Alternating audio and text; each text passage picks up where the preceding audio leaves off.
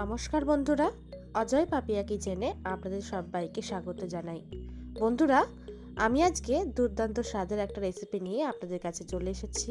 বেগুন দিয়ে একটা রেসিপি আপনাদেরকে আজকে আমি বানিয়ে দেখাবো, যেটা কিন্তু গরম ভাত আর রুটির সাথে একদম জমে যাবে। তাহলে বন্ধুরা, আপনারা ভিডিওটি শেষ পর্যন্ত দেখতে থাকুন আমি বেগুন দিয়ে কি তৈরি করি। আর আপনাদের কাছে অনুরোধ রইল, যদি আপনারা এই চ্যানেলে নতুন বন্ধু হয়ে থাকেন তাহলে অবশ্যই এই চ্যানেলটিকে সাবস্ক্রাইব করে নেবেন। তাহলে চলুন বন্ধুরা, শুরু করি আজকে রেসিপি। আমি এখানে বেগুনের রেসিপিটি বানানোর জন্য দু রকমের বেগুন নিয়ে নিয়েছি, সবুজ আর বেগুনি। এবার এই বেগুনগুলোকে এইভাবে গোল গোল করে প্রথমে আমি কেটে নেব। দেখুন, এইভাবে একটু মোটা মোটা করে গোল গোল করে আমি কেটে নিচ্ছি। একইভাবে সবুজ বেগুনটাকেও আমি গোল গোল করে এইভাবে কেটে নিলাম। তার সাথে দুটো টমেটো নিয়েছি, টমেটোটাকে আমি দুভাগ করে কেটে নেব। টমেটোগুলোকে এইভাবে দুভাগ করে কেটে নিলাম। এবার এই কেটে রাখা বেগুনের মধ্যে হাফ চা চামচ নুন দিয়ে দিলাম, দিয়ে দিচ্ছি হাফ চা চামচ হলুদ গুঁড়ো। আর বেগুন আর টমেটোটা আমি কিন্তু গোটা অবস্থায় ধুয়ে নিয়েছিলাম। এবার আমি দিয়ে দিচ্ছি হাফ চা চামচ চিনি। চিনি দিলে কিন্তু বেগুনটা যখন আমি ভাজবো তখন বেগুনে তেলটা খুব কম টানবে, কম তেলেই কিন্তু বেগুনটা ভেজে নেওয়া যাবে। ভালোভাবে নুন হলুদ চিনি এই বেগুনের মধ্যে আমি মাখিয়ে নিয়েছি। মাখানোর পর 5 মিনিট রেখে দিয়েছিলাম। এবার ওভেনের মধ্যে একটা তাওয়া বসিয়ে নিয়েছি, তাওয়ার মধ্যে পরিমাণ মতো সর্ষের তেল দিয়ে দিলাম। এই রেসিপিটার জন্য কিন্তু অবশ্যই সর্ষের তেলের ব্যবহারই করতে হবে। তেল ভালোভাবে গরম হয়ে গেছে। এবার আমি এক এক করে কেটে রাখা বেগুনগুলো এইভাবে সাজিয়ে তাওয়ার মধ্যে দিয়ে দিচ্ছি। এইভাবে বেগুনগুলো সাজিয়ে দেওয়ার পর মাঝখানে এইভাবে কেটে রাখা টমেটোটাও দিয়ে দিলাম। তার সাথে দিয়ে দিচ্ছি রসুনের কোয়া। আমি 5টা রসুনের কোয়া ব্যবহার করেছি। আর এবার আমি দিয়ে দিচ্ছি 5টা চেরা কাঁচা লঙ্কা। আমি 3টে পাকা লঙ্কা আর 2টো কাঁচা লঙ্কা নিয়েছি। আর তার সাথে দিয়ে দিলাম একটা শুকনো লঙ্কা।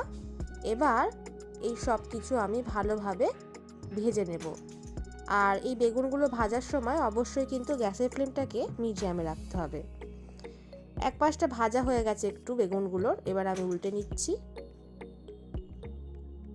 উল্টে নেবার পর এইভাবেই উল্টে পাল্টে ভালোভাবে বেগুনগুলোকে আমি ভেজে নেব। তার সাথে আরও সব কিছু যেগুলো আমি ভাজা করছি, রসুনের কোয়া, কাঁচা লঙ্কা, টমেটো, সেগুলোকেও ভেজে নিচ্ছি। এই দেখুন, ভেজে নেওয়া হয়ে গেছে, দুপাশটাই কিন্তু ভালোভাবে ভাজা হয়ে গেছে। এবার আমি একটা প্লেটের মধ্যে তুলে নিচ্ছি। একইভাবে সব বেগুনগুলোই আমি ভেজে নেব। এবার এখানে আমি 2টো পেঁয়াজ নিয়ে নিয়েছি। পেঁয়াজটাকে আমি প্রথমে ছাড়িয়ে নিচ্ছি, পেঁয়াজের খোসাগুলো প্রথমে আমি ছাড়িয়ে নিচ্ছি। নেওয়ার পরে এইভাবে দুভাগ করে নিয়ে পেঁয়াজটাকে একদম সরু সরু করে কুচিয়ে নিয়েছি। আপনারা দেখতেই পাচ্ছেন একদম কিন্তু সরু সরু করেই কুচিয়েছি। এই রেসিপিটার জন্য কিন্তু পেঁয়াজটাকে ঠিক এইভাবেই কেটে নিতে হবে।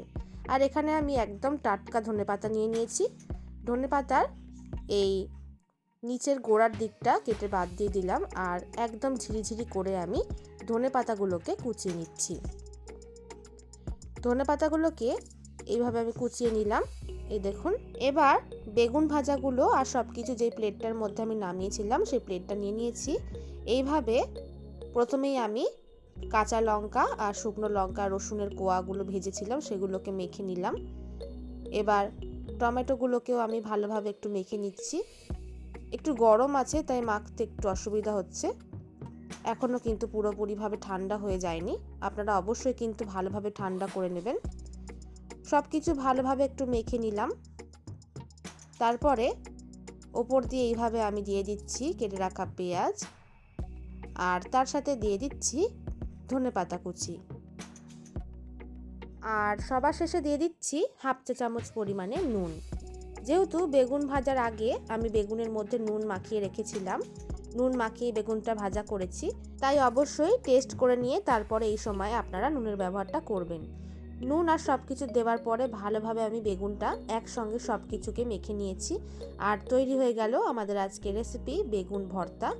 বেগুন পুড়িয়ে আমরা ভর্তা খেয়েছি বেগুনের, কিন্তু এরকম বেগুন ভেজে নিয়ে একবার ভর্তা বানিয়ে খেয়ে দেখুন, একদম খেতে দুর্দান্ত স্বাদের হয় বন্ধুরা।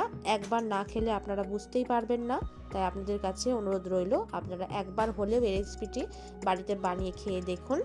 আশা করছি আপনাদের খুবই ভালো লাগবে। আর আমার আজকের এই বেগুন ভর্তার রেসিপির ভিডিওটা যদি আপনাদের ভালো লেগে থাকে অবশ্যই আমাকে কমেন্ট করে জানাতে কিন্তু ভুলবেন না বন্ধুরা। লাইক করবেন, শেয়ার করবেন। ভিডিওটি শেষ পর্যন্ত দেখার জন্য ধন্যবাদ।